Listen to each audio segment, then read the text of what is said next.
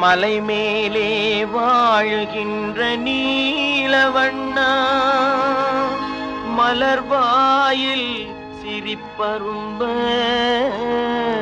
மலர்கரத்தில் அருள் விளங்க, மலர் பாதம் நொந்தாலும் எமை காக்க வந்திடுவாய் நீலவண்ணா,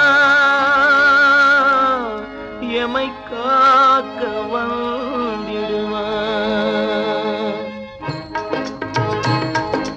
மலை மேலே வாழுகின்ற மாதவா,